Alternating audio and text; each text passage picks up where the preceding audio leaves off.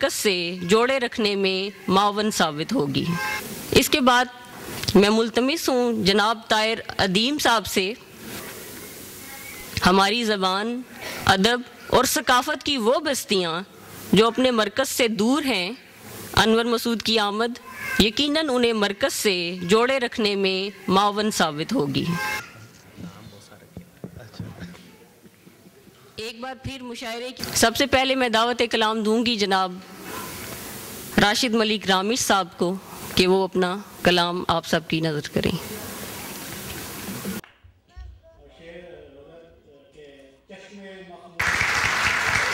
जिनके जिससे होने लगे रिश्तों का तकद्दुस पामाल, इश्क में ऐसी हलावत का न सोचा जाए। वाह वाह। मेरी परवास से खाइफ है वो अब भी ताहिर, मेरा दुश्मन मेरे टूटे हुए पर मांगता है। मेरी अख दे पानी कोलों होर समुंदर खारा कोई नहीं। वाह वाह वाह। वजीर खारजा तुर्की के दौरे पर हैं कल से, घरों में गैस की बंदिश मुसलसल हो गई है, कोई खतरा नहीं है आमरीयत का वतन में, नसीबो लाल की एल्बम मुकम्मल हो गई।